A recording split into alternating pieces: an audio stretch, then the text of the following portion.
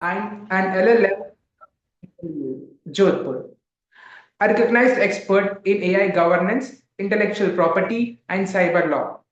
He has published widely with two co-authored books and nearly 19 research papers and 20 chapter books to his credit. We are incredibly honored to have him with us tonight to unpack how the algorithm state is reshaping the future of legal governance. Please join me in extending a warm and respectful welcome to Dr. Harsh Kumar sir. Without a further ado, I would like to hand over the mic to you, sir. Thank you so much, Rhythm, and good evening, everyone. It's a pleasure to be with you all and talking about this really important topic that have been assigned to me. Uh, Algorithmic state, as we talk about it right now, it has already been governing so many things. It has already been recording your preferences and choices and acting accordingly. So before starting that, I would like to share my screen. May I do so? Uh, I just wanted to share the PPT.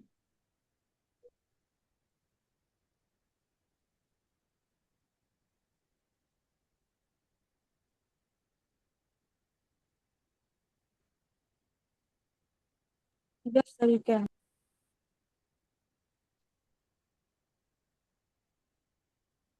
Once again.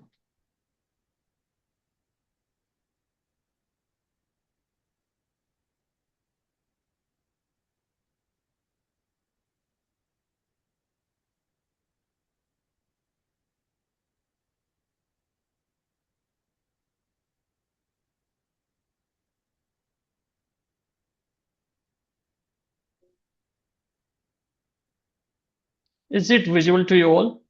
Yeah, yes, sir, it's visible. Oh, okay. So today we will be talking about the end of human decision making, which is a really important event happening in today's technocratic world, and how the law and governance are being affected by the algorithmic state. So, as you know, that this discussion has been going on from so long for now regarding the evolution of artificial intelligence.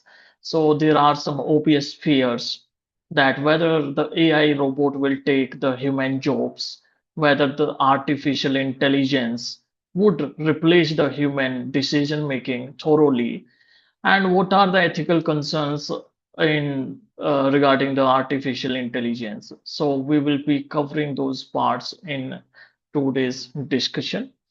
So, and there are some real cases which are eye-opening for the whole world that how the use of AI only on the basis of efficiency can be inaccurate in most of the times while we talk about the justice system and where the law need to be having the human in the loop while talking about the artificial intelligence. So we are going to talk about all of that. But before starting this, let me ask you one obvious.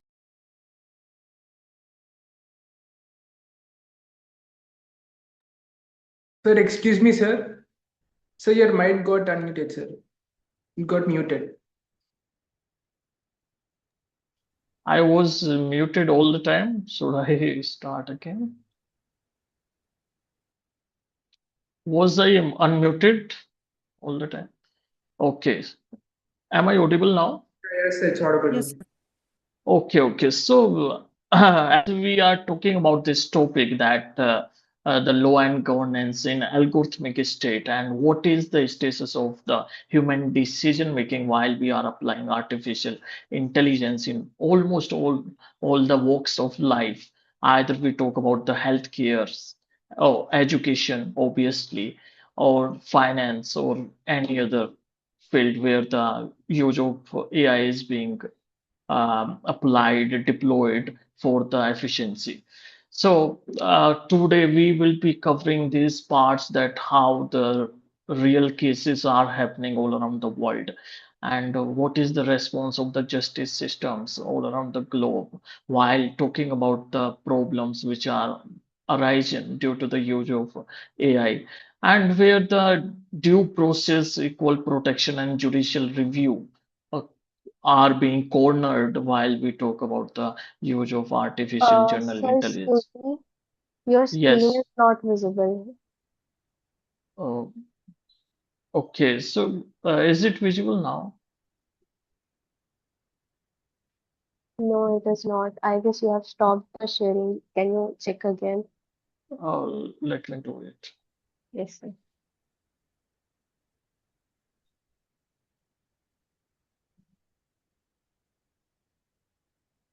Is it visible? Yes, sir, it is visible. Thank you so Okay, much. sorry for the inconvenience. So, yes.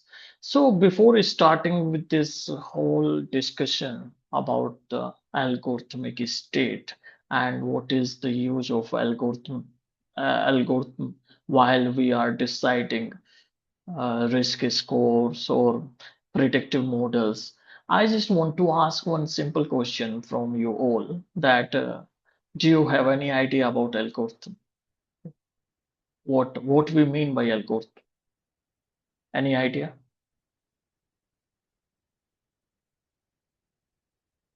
Do anyone want to respond to that?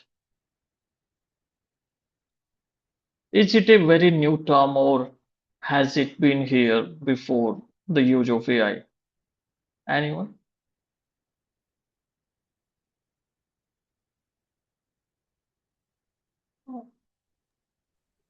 Okay, so when we talk about the algorithm, then it's nothing new. Like if we talk about it in reference of artificial intelligence, obviously it came into picture Sir, little excuse later. me. Yes, yes, Sir, please. we have lost your screen, sir. Can you share it again, please? Okay, okay.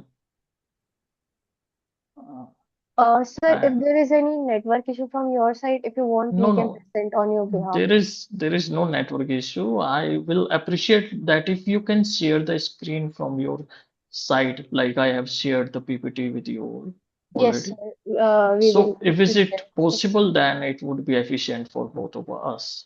Yes, So sir. Just give us 2 minutes. Just 1 minute, okay? thank you so much. Yes, sir. Meanwhile, so I'm still open with this question that do any one of you have any idea about the algorithmic state? Is it a very new concept or has it been already there? Is there any history to this concept of algorithmic state or algorithm for that matter? Anyone who want to try to respond to this, the algorithm?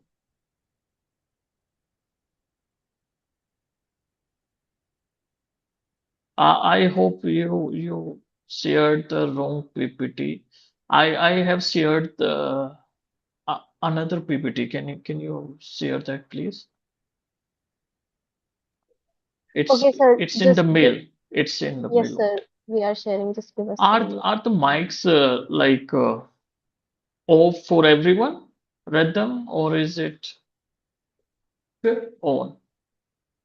Like sir, can they respond to questions or the mics are off yes, sir. Like automatically? they can unmute themselves, sir. You can.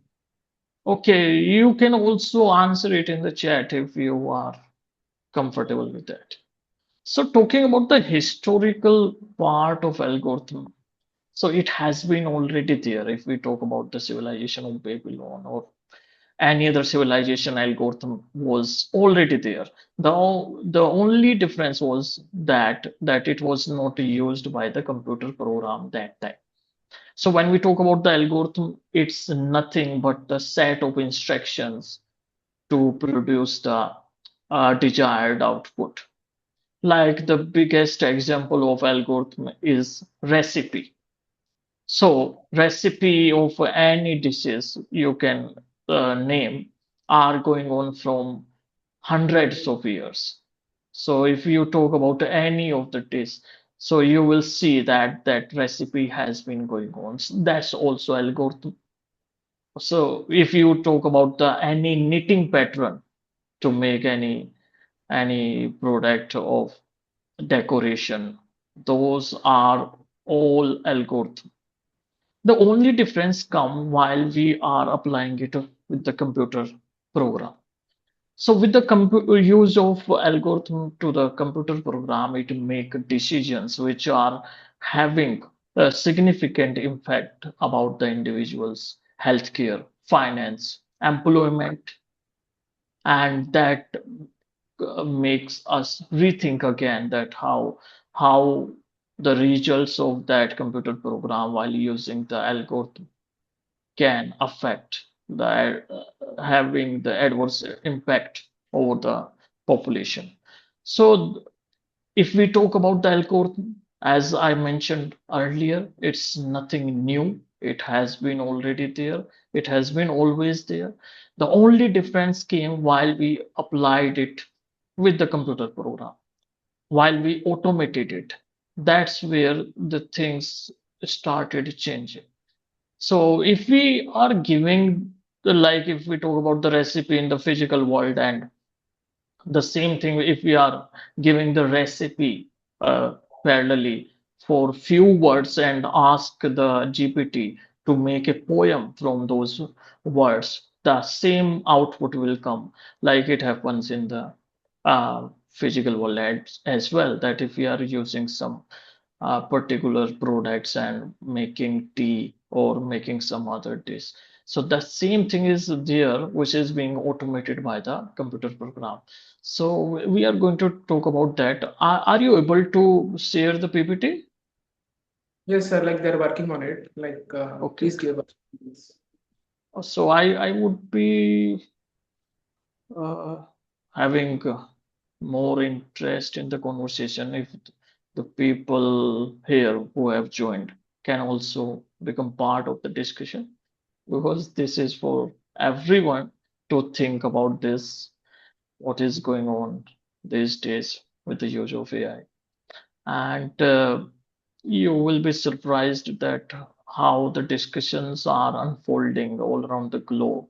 It's no more about the preferences that you see over the Instagram, that if you want a particular kind of content, the Instagram Meta is going to serve you with that. So the discussions are also around the addiction of social media, and which is making the AI responsible for that part. That is why it is going on all around the world that we need to have a safer environment over the social media while we talk about the children. So many of the countries are now banning the social media for the children up to a particular age. And even in India, we are thinking about the same thing. Like if AI is serving you with your preferences, which are being recorded and trained again and again with the use of social media. Now the children are going to affected adversely, having the addiction of it, and there is going to be increase in the screen time for everybody, which is going on. So that's also a very immoral thing where your choice is being decided by the use of AI rather than you are choosing it. So the simplest example of that is that if you are picking up your phone and you have no idea that why what you want to do with your phone, and then you after all you are opening up social media, Instagram or some other social media platform, and then you are ending up spending half an hour or 1 hour there. So that's the immoral thing, that where your choice has not been uh, that you need to be there for that much long, but the addiction of the algorithm made you spend that much time there. So that discussion is also part of the same discussion that we are going to talk about while we are talking about the uh, governing by algorithmic state. Thank you so much that you were able to share this. It's it's went. No problem. Okay, let me try once again. If it is not possible from my side, then you can do so. Okay. And I'm really sorry for this inconvenience. One second, please. Is it visible for you all now? Is it? Yes, sir. Okay, okay. So we are going with this only. No issue. Just let me know if it is not visible to you. Okay.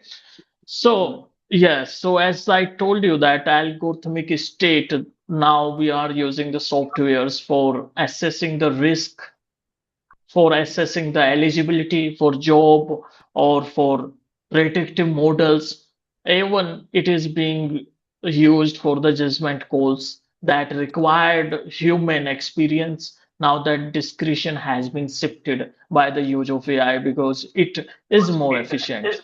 So the discussion is no more around this question that what will be the implication of the use of AI because it is already there. Now, while we are discussing it, there are many things which are being decided by the use of AI. So someone's sentencing or bail are rejected or decided by the use of AI. So that's the function of AI in justice. As well as if we talk about the fraud detection and the benefit eligibility for any beneficiary schemes, that is being also used through the predictive policing of AI, as well as employment and finance. Nothing has been untouched with the use of AI. So that's the matter of concern that if we are uh, shifting the discretion from the human to the data, then what can be the results of that? So we are going to talk about that in today discussion, and I'm going to start it with a very interesting case that I hope that most of you haven't heard about it. So there has been one person with the name Eric Loomis, so who was sentenced by the use of AI because it was being predicted by the software Compass that he is going to reoffend again, which simply mean that he is habitual offender.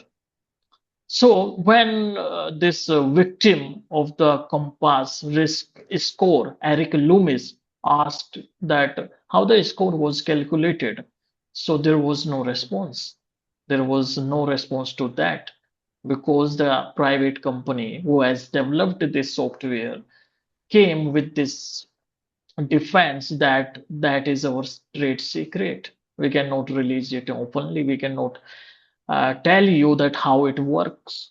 But as long as we are giving the data, correct data to this software, it is going to give us the result that whether someone is going to be habitually offending again and again or not. So here, as you can see in this scenario, that algorithmic state was being applied while there was no discretion of lawyer or the judge which was applied while inspecting that how that result came. So when we came across such kind of scenarios, then the question comes up whether the due process of law has been followed. And if it has been followed, then that right to know whatever case has been contested against you and on what basis you have been convicted, has that right being applied here? So there are these open-ended questions which came with this algorithmic state that sentenced Eric Loomis. On that note, there has also been very interesting case from Australia with the name of robo debt scheme. So here they in Australia they were averaging the annual tax data or through the use of software, and they were applying a method that caused false debt notices to a number of families. So here they have disproportionate, disproportionately given more notices to the people who were having dual nationality. So here, when investigated that how come these thousands of families were getting notices of death and what was the criteria of using that software, Still, the answer was nothing, but there was no explanation at all because of the black box problem that they applied, that we can not even know that how that system work. Only thing that we know is that we have fed the data available to the software, and that data has given us the predictive outcomes that on what basis we have made these results. Okay, so when we consider this scenario, which is about the welfare and benefits scheme, then this question comes up that if you owe money which you don't actually owe, if you are getting some notices, for example, from a bank in India as well, because they have applied some software while having this predictive policing for NPA, non-performing assets, then this question pops up that to whom we should go for the relief. Because if we are going to the court for the same, then still there is unregulated AI. So how come we can get the relief? So even if our record was being recorded by the bank, but we have performed every duty which was needed to be done, still if there has been some mistake, some biasness, then how can we come up or cope up with that? So that comes up with this open-ended question that even if we are going to the court, while we know that it is unregulated, the court is also not having the answers for the same, then where we should go while there has been a wrong case against us, owing some money while we don't owe anything at all.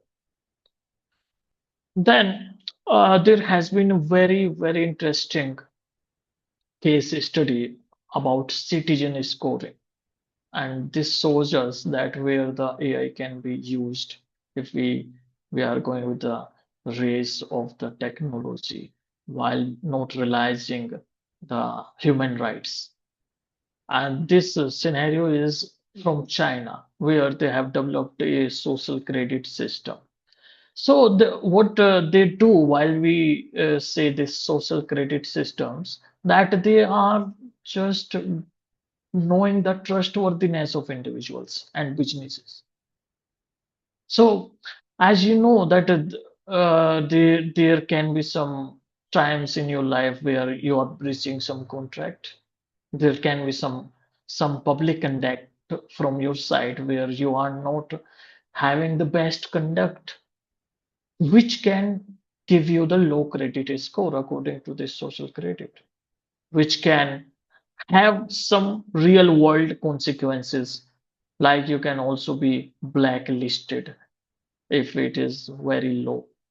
So this China's social credit ecosystem, which is nationally applied there, is it is giving us an eye-opening future that if we are misusing the AI, then how it can affect the real world, how it can affect us adversely, while none of our human rights are being realized at all. So your ability to book a flight, even to get an admission from a college or a school, would not be realized because your social credit system is low. So you will not get benefit from any of the schemes which is being run nationally by the Chinese government. So you can see that how the artificial intelligence governance, or you can say algorithmic governance, is being applied all over the world. Then the last case study that I have made the part of discussion is about the digital speech. As you know that uh, from the time we are using artificial intelligence, there has been obvious questions regarding the democracy. They say that there is no more democracy. It is just a perception. How come? Because if you see that with the use of AI, you can amplify even the wrong voices, even the false claims, and it can reach to maximum number of people than it could have reached in the previous times. And when we talk about the expression on one side, digital speech on one side, and then if we talk about the use of AI in that, then this balance becomes difficult to maintain because with the use of deepfake, with the use of artificial intelligence techniques, it is becoming difficult to discriminate, to differentiate between the what is real and what is not. So that's where this justice becomes very, very difficult. As you could have seen it in your personal life as well, that if you are having a particular political belief and you are using social media, expressing your views, now you will be bombarding with similar kind of content, which is all over the social media. So it will be given preference for you rather than giving both the sides of the arguments.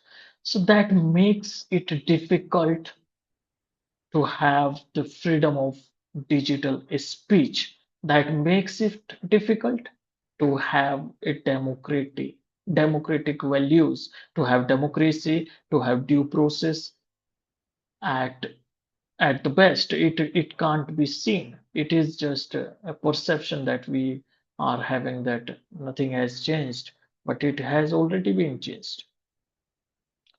Now, while we talk about this, that how the AI is being used and how algorithmic state is being used all over the world, there comes some obvious problems with that.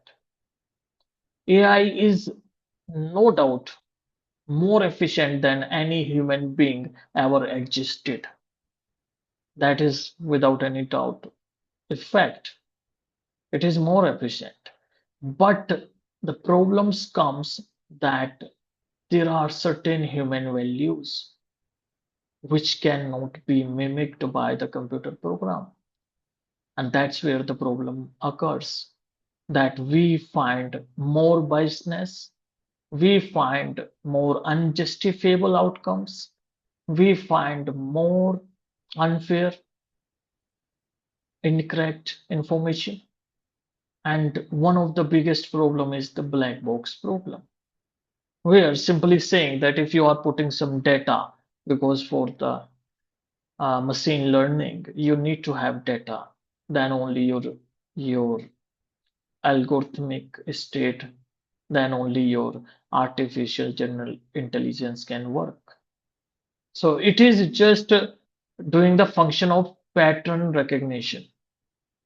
So most of the people are dependent on artificial intelligence thinking that it is creating something, which is a very, very wrong perception. Because artificial general intelligence is nothing but the large language models. So it has nothing to do with the correctness of information or incorrectness of information. Only thing it does that it has been trained on large language models, which means that it can only recognize the language. Like you know that what is the meaning of that, right? What is the meaning of cat? It also knows the same thing. The only thing it does not know is the context. The only thing that it is missing, which humans are having, is the selective use of selective expressions. It only uses them the way it recognizes the pattern. So with that comes this problem of black box, where if you are giving some data and it is artificial intelligence is giving you some output like denied, flagged, sentenced, or blacklisted, if it is being used for justice or social scoring, then there is nothing which can explain that why and how we got this output. That makes it troublesome, that how we can rely on the artificial intelligence if we cannot have the transparency to know that how that result has occurred, what was the process to got this result. So these three legal doctrines comes under tremendous pressure while we talk about the compromised values by the use of AI, like I told about it, biasness, unfairness, incorrect, black box. And those three legal doctrines are due process, equal protection, and judicial review. As you know that if we talk about Indian judicial system or in most of the countries globally, there have been a process which is predefined, irrespective of it whether there is a written constitution or not, which is same for everybody, either you are a common man or a person in the government. And that due process is being followed to know that why a particular position has been taken by the court, by the judiciary, and how it was reached. But while we talk about AI, then this how becomes difficult to explain because of the having obvious problem of black box. Then this second principle, which is under scrutiny because of the use of AI in justice system, is equal protection. Now, while we talk about the equal protection, and on the other hand, if we talk about the use of AI in justice system, this has become very relevant because historically there have been certain classes of people and even there has been gender-based discrimination. And now we are applying that data to train our artificial intelligence models. So what has been seen that the biasness has been occurring in the same manner that has been practiced by the human beings. So models which have been trained on tremendous data is still getting the biasness perfectly, like we see it in our society. So this equal protection becomes questionable. That how can we rely with the use of AI because it is giving biasness.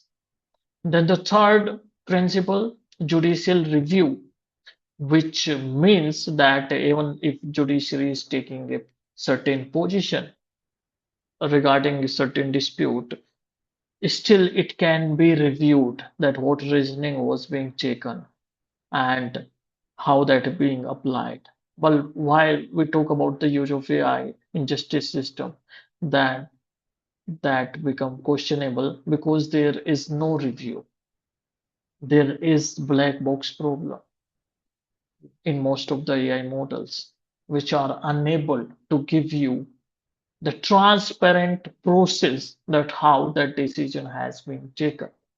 So that these three legal doctrines comes under tremendous pressure while we don't want to be going back with this race of artificial intelligence on the one hand, and on the other hand, we can also not leave judicial judicial is pacing with the use of technology and the human rights. Now, there have been certain controls which have been imagined and talked about by various scholars, and those are talking about the human oversight, that either human should be in the loop, or human should own the loop, or human out of the loop. So, while we talk about human in the loop, which says and which is applied even for now in Indian judiciary and in most of the judiciaries, that even if you are using artificial intelligence, still you can use it just for some primary work, but you should not solely base your decision because it has been suggested by the algorithmic recommendation. So that is what human in the loop means. When we talk about the human on the loop, then system is acting automatically. Okay, but human beings can intervene whenever that is being required. Only if it is being seen that there are some predictive policing which can have some biasness, or after having various outputs through the use of AI, they are getting some incorrect information, then human can also work in the loop. But human is not always there, like it is in the human in the loop concept. Okay, then human out of the loop, where the system is deciding itself, acting without no intervention at all from the human side. That is troublesome. That is the most questionable concept, or if we can talk about it, it has been failing many times. So there have been several cases where human has been out of the loop, which we can talk about the self-driving cars and several other examples. And then it is just deciding whatever is seeming correct or incorrect to the artificial intelligence. Now, we already know that there has been very first EU AI Act, which is talking about regulating AI on the basis of risk, where they are saying that if it is having unacceptable risk, then you should ban the AI models, which is, for example, social scoring, like it is being done in the China. I gave the example of that. According to EU, European Union, which is consisting 28 countries, saying that if it is used for social scoring, then we should ban that. But while it is having high risk, like deciding the eligibility of the candidate for the job, or it is affecting several other human rights, like data protection and others, then we can use it, but there should be heavy regulations which need to be followed by the entities. Then if it is having limited risk, then like you can talk about it in reference with ChatGPT, which most of the time hallucinate. So they are saying that we can use that, but there should be transparency, saying that we it can give incorrect information, like you can see it in while using Claude AI. And then if it is having minimal risk, like spam filters, recommendations over Instagram, then they are saying there is no need of regulation at all. That's what the governance response is from the European countries regarding the use of AI. Okay. So having to talk about all of these problems and the methods that how we should come up with the solution of that, there comes this scenario, and I want everyone to be part of it because I made it in that manner. That if a city wants an algorithm that flags neighborhoods as high risk to direct extra police patrols, would you approve it, reject it, or modify it? Like, which is saying so that if you can have one predictive policing talking about that how your neighborhood is, are they risky people or they are gentle people? So can you approve that policing or not? That's the question. Anyone?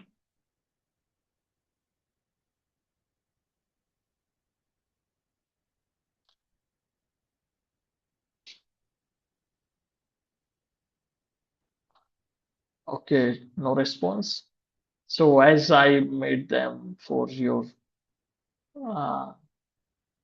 your opinions only, Like it is being used in the unemployment claims. It has been used for the hiring processes. That's not hypothetical at all. It is being already used by Amazon for hiring processes. Okay. Now, while we talk about this is the last part of this discussion, that while we talk about the accountability, because we cannot work without AI, we are living in the technocratic world where technology is the newest form of God, where we cannot uh, deny the existence of it, and everyone is affected it adversely or positively. There comes this triangle of accountability which need to be applied while talking about the use of AI or algorithmic governance or state. First one is transparency, that whatever is being decided while with the use of AI, that should be transparent. Whatever system is being used, it should be given the detail that how it works. The second one is explainability. So if one specific decision has been made, then there should be particular reasoning behind it. That while you had choices, but you have taken one instance, not the other. Why so? And then the third one is contestability, which is the review thing. Okay, so you can also challenge the outcome if it is not correct. So this TEC is the new model which can make the use of AI in governance workable if we are giving answers to all of them. Okay. And these are few examples that how the emerging governance is being used, which most of the people know that many of the works are being automated with the use of AI these days. And I'm just ending this session with these three questions that you should think about sometime when you get time. That if no one can fully explain a decision, can it still be lawful? Or if there are some decisions regarding detention, deportation, custody, should those not be automated at all? Should we leave them for the humans rather than for the software? The third one is who should bear the burden of proving an algorithm was wrong, the citizen or the state? So, thank you so much for your patience. That's all from my side. If there is any question, I would be happy to talk about that. Thank you so much, sir, for such an enlightening session. This discussion has set us a strong foundation for all of us as learners and practitioners, highlighting exactly how volatile yet decisive automated decision making in modern and legal and public frameworks it is. So now we are opening the floor for the questions from the participants. So please drop your questions in the chat. If you wish to speak, raise your hand and we'll call you one by one. We'll take as many questions as time allows.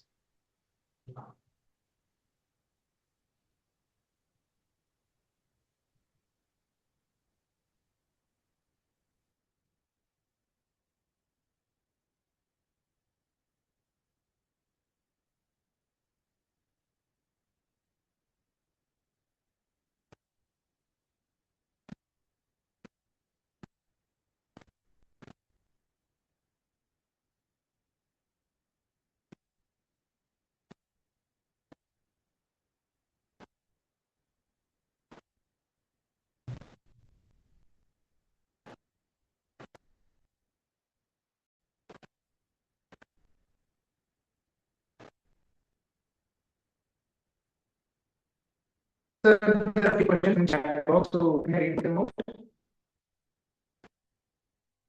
Sir, your audio is muted, sir.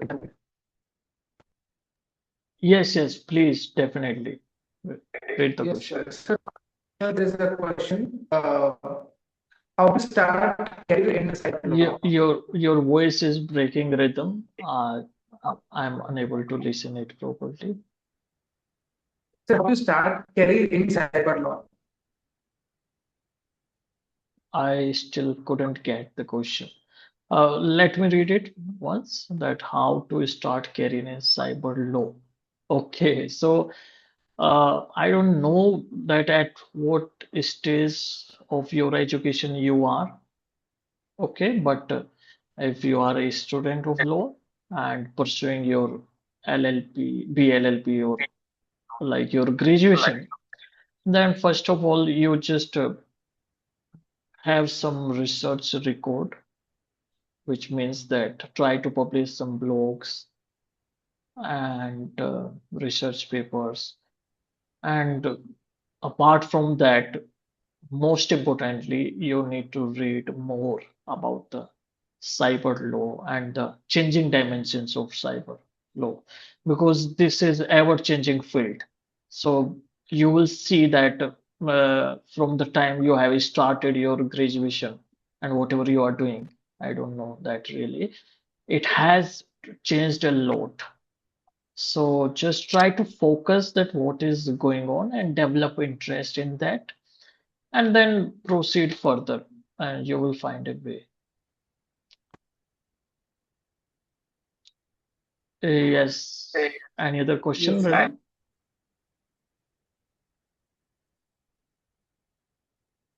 Yes, sir. With this enlightening cyber Sunday session, we now come to the end of the program. We sincerely hope that today's session proved highly informative, enriching, and thought-provoking for everyone present. On behalf of Naksh Foundation and Project Cyber Shield, we extend our deepest gratitude to Dr. Harsh Kumar sir for conducting such an insightful session. Your profound expertise and lucid guidance and practical legal perspectives have greatly enhanced our understanding of artificial intelligence entities, liability frameworks, and governance in an automated world. Before we conclude, we invite you to join the Volunteer for Your Community campaign 2026 by Project Cyber Shield to become a game changer and conduct cyber awareness sessions in your community. To register, please simply scan the QR code on your screen.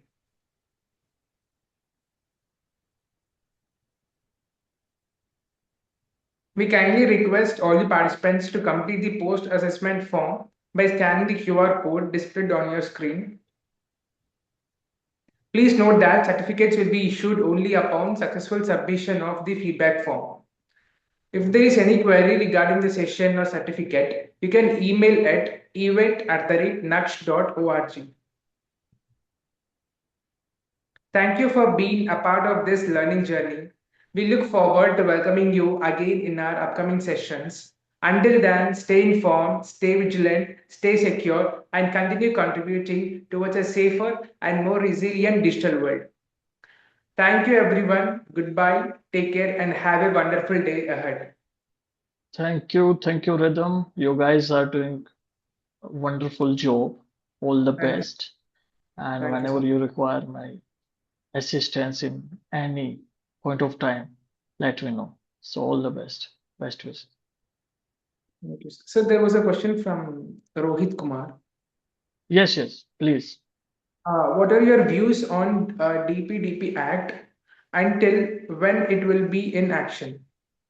Okay, so Rohit, as you should know that DPTP Act has been applied already in partially. So DPT, my views, if we talk about it in reference of AI, it is inadequate to tackle the upcoming problems.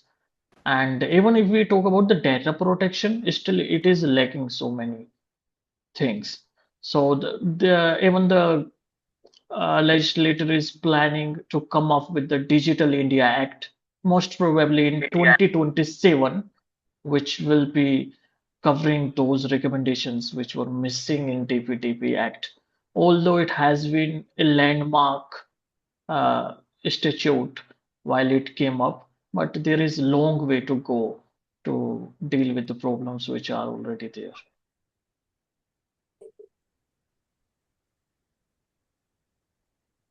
Thank you, sir. That's the question. Thank you, Rhythm. All the best, everyone. Thank you so much for your patience. Keep reading. Okay. Thank you.